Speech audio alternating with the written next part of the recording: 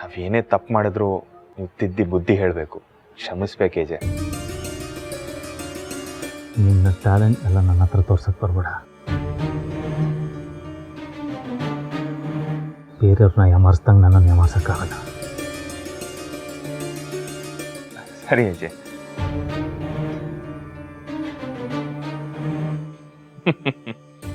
ಅದು ನನಗೆ ಗೊತ್ತು. ಯಾರು ಯಾಮಾರಬೇಕಿತ್ತೋ ಅವ್ರು ಯಾಮಾರಾಯ್ತು.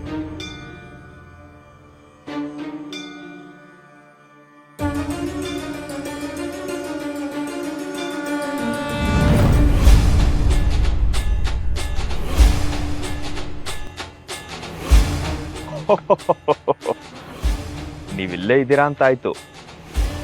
ಇಲ್ಲೇ ಇದ್ದೀರಾ ಅಂತಂದ್ಮೇಲೆ ನಾವು ಮಾತಾಡಿದ್ದೆಲ್ಲ ಕೇಳಿಸ್ಕೊಂಡಿದ್ದೀರಾ ಅಂತ ಆಯ್ತು. ಇಷ್ಟೊತ್ತಿಗಾಗಲೇ ಗೊತ್ತಾಗಿರ್ಬೇಕು ನನ್ನ ಏಜ್ ಸಂಬಂಧ ಎಂಥದ್ದು ಅಂತ. 100% ಅರ್ಥ ಆಗಿದೆ ಅಂತ ಅನ್ಕೊಳ್ತಾ ಇದ್ದೀನಿ. ಡೋಂಟ್ ವರಿ ಲೀಲಾ, ನಿಮ್ಮ ತಂಗಿ ಜವಾಬ್ದಾರಿ ಏನಿದ್ರು ಈ ದೇವ್ದು. ಎಷ್ಟೇ ಆದರೂ ನಾನು ಪ್ರೀತಿಸಿದ ಜೀವ ಅಲ್ವಾ.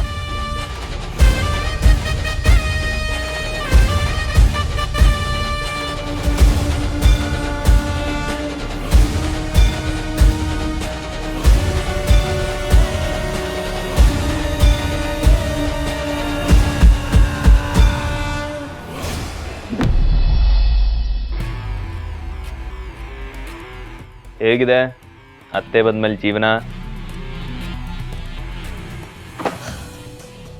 ತುಂಬ ಹಾಳಾಗಿದೆ. ಹೇಳೋ ಹಾಗಿಲ್ಲ, ಬಿಡೋ ಹಾಗಿಲ್ಲ. What you mean? ಏನಣ್ಣ, ಆ ಲೀಲಾ ಬಂದಾಗಿಂದಾನು ಮನೆಯಲ್ಲಿ ಏನಾದರೂ ಒಂದು ತಪ್ಪು ಮಾಡ್ತಾನೆ ಇರ್ತಾಳೆ. ಅವಳು ಮಾಡೋ ತಪ್ಪುಗಳಿಗೆ ನಾವು ಪನಿಷ್ಮೆಂಟ್ ತಗೋಬೇಕು. ನನಗಂತೂ ಸಾಕಾಗಿ ಹೋಗಿದೆ. ಅದು ಅಲ್ಲದೆ ನೀನು ಅತ್ತೆಮ್ಮ ಅಂದ್ಕೊಂಡು ಅವಳ ಕಾಲಿಗೆಲ್ಲ ಹೋಗ್ಬಿದ್ದೆ. ಬುದ್ಧಿ ಇಲ್ವಾ ನಿನಗೆ? ಬುದ್ಧಿ ಇಲ್ಲದೆ ಇರೋದು ನನಗಲ್ಲ, ನಿನಗೆ. ನೀನೇ ತಾನೆ ಅತ್ತೆ ಬೇಕು ಅಂತ ಆಸೆ ಪಟ್ಟಿದ್ದು. ಹಾಂ, ಅತ್ತೆ ಬಂದರೆ ಜವಾಬ್ದಾರಿ ಕಡಿಮೆ ಆಗತ್ತೆ ಅಂತ ಅಂದ್ಕೊಂಡ್ವಿ. ಆದರೆ ಈಗ ನೋಡಿದ್ರೆ ಜವಾಬ್ದಾರಿ ಜಾಸ್ತಿ ಆಗಿದೆ. ಸಾಕು ಸರು, ಜವಾಬ್ದಾರಿ ಅಂತ ಯಾಕೆ ಸುಮ್ಮನೆ ಖಾಲಿ ಬಿಲ್ಡಪ್ ತೊಗೊಳ್ತೀಯ? ಈ ಮನೇಲಿ ನಿನಗೆ ಎಷ್ಟು ಜವಾಬ್ದಾರಿ ಇದೆ, ಎಷ್ಟು ಪ್ರಾಮುಖ್ಯತೆ ಇದೆ ಅಂತ ನನಗೆ ತುಂಬ ಚೆನ್ನಾಗಿ ಗೊತ್ತು. ಅಣ್ಣ, ಎಸ್, ಯು ಆರ್ ರೈಟ್. ಮೊದಲೆಲ್ಲ ಏನೇ ಬೇಕಿದ್ರು ದುರ್ಗಾ ಅಂತಿದ್ರು. ಈಗ ಲೀಲಾ ಅಂತಿದ್ದಾರೆ. ಈ ಮನೇಲಿ ಏನೇ ಆದರೂ ಮೊದಲನೇ ಸ್ಥಾನ ಲೀಲಂದು, ಎರಡನೇ ಸ್ಥಾನ ದುರ್ಗಂದು, ಕೊನೆ ಸ್ಥಾನ ತಮಗೆ ಗೊತ್ತಿದೆ, ಅದು ನಿಮ್ಮದು. ಅದನ್ನ ಸ್ಥಾನ ಅಂತ ಹೇಳೋದು ತಪ್ಪಾಗುತ್ತೆ. ನೀನೊಂಥರ ಆಟಕ್ಕುಂಟು ಲೆಕ್ಕಕ್ಕಿಲ್ಲ. ಸಾರಿ, ಸಣ್ಣ ಚೇಂಜ್. ಲೆಕ್ಕಕ್ಕಿದೆಯಾ, ಆದರೆ ಆಟಕ್ಕಿಲ್ಲ. ಹಾಗೇನಿಲ್ಲ ಅಣ್ಣ. ಲೀಲಾಗೆ ಏಜೆ ಜವಾಬ್ದಾರಿ ಏನು ಕೊಟ್ಟಿಲ್ಲ. ಈಗಲೂ ಅವ್ರಿಗೆ ಅವ್ರ ಸೊಸೆಯರಂದರೆ ಪ್ರೀತಿನೇ. ಆ ಏಜಿಗೆ ನಿಮ್ಮ 3 ಜನ ಸೊಸೆಯಂದ್ರ ಮೇಲೆ ಪ್ರೀತಿ ಇದೆ, ಆದರೆ ನಂಬಿಕೆ ದುರ್ಗನ ಮೇಲೆ ಮಾತ್ರ ಇದೆ. ಅದಕ್ಕೆ ಎಲ್ಲ ಜವಾಬ್ದಾರಿನೂ ಅವ್ರಿಗೆ ಕೊಡೋದು. ನೀನೇ ಹೇಳು, ದುರ್ಗಾ ಅವ್ರ ಆಜ್ಞೆ ಮೀರಿ ನೀವೇನಾರು ಒಂದು ಕೆಲಸ ಮಾಡೋದಕ್ಕಾಗುತ್ತಾ ಅಂತ? ಇಲ್ಲ ತಾನೇ?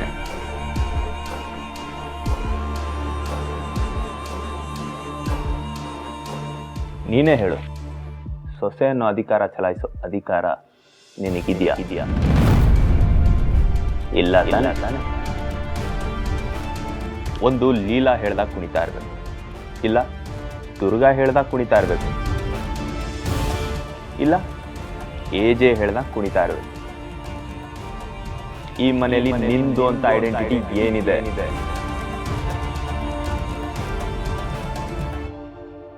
ಇಷ್ಟೇ ನಿನ್ನ ಸ್ಥಾನ. ಈ ಮನೆನ ಲೀಲಾ ಇರೋವರೆಗೂ ಲೀಲಾ ಆಳ್ತಾಳೆ, ನಂತರ ದುರ್ಗಾ ಆಳ್ತಾಳೆ. ನಿನ್ನ ಕಡೆವರೆಗೂ ಹೀಗೆ ಇರಬೇಕು. ಇನ್ನಾದ್ರೂ ಯೋಚನೆ ಮಾಡು, ಈ ಮನೆಯಲ್ಲಿ ಸ್ಥಾನ ಪಡ್ಕೊಳ್ಳೋದು ಹೇಗೆ ಅಂತ. ಅಣ್ಣನಾಗಿ ನಾನು ಏನೇನು ಹೇಳಬೇಕೋ ಹೇಳಿದ್ದೀನಿ.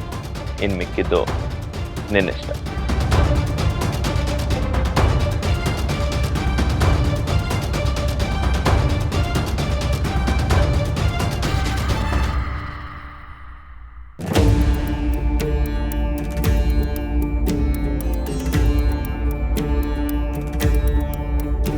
ಅವ್ರಿಗಾಗ್ಲೇ ಗೊತ್ತಾಗಿರ್ಬೇಕು ನನ್ನ ಏಜ್ ಸಂಬಂಧ ಎಂಥದ್ದು ಅಂತ.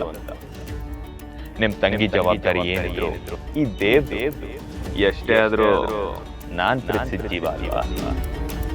ಆ ದೇವೇನೋ ಕೆಟ್ಟ ಉದ್ದೇಶ ಇಟ್ಕೊಂಡು ಇಲ್ಲಿವರೆಗೂ ಬಂದಿದ್ದಾನೆ. ಏಜೇನೋ ಅವನ ಜೊತೆ ಚೆನ್ನಾಗಿ ಮಾತಾಡ್ತಿದ್ದಾರೆ ಅಂದಮೇಲೆ ಅವರಿಬ್ರು ಚೆನ್ನಾಗೇ ಇದ್ದಾರೆ ಅಂತ ಅನ್ಸುತ್ತೆ. ಅಯ್ಯೋ, ಏನಾದರೂ ಅವ್ನು ಹೇಳ್ದಾಗೆ ನಾನು ಚುಕ್ಕಿ ಹಿಂದೆ ಬಿದ್ದರೆ? ಚುಕ್ಕಿ ಇಲ್ಲ, ನಾ ಅವಳ ಹತ್ರ ಹೀಗೆ ಮಾತಾಡಬೇಕು, ಅವಳನ್ನ ಕಾಪಾಡ್ಕೋಬೇಕು.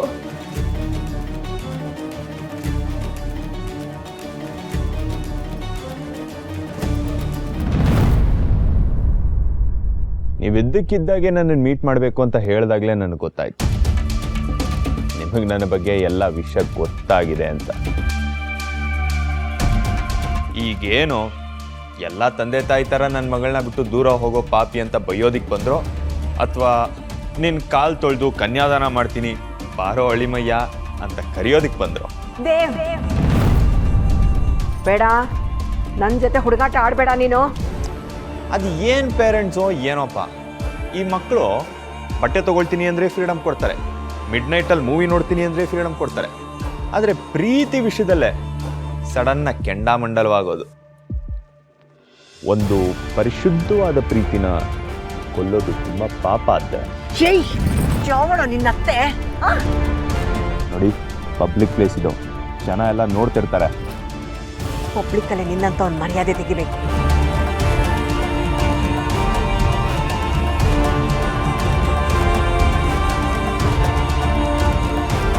ಅಲ್ಲ, ನಾನಂತ ತಪ್ಪೇನು ಮಾಡಿದೆ?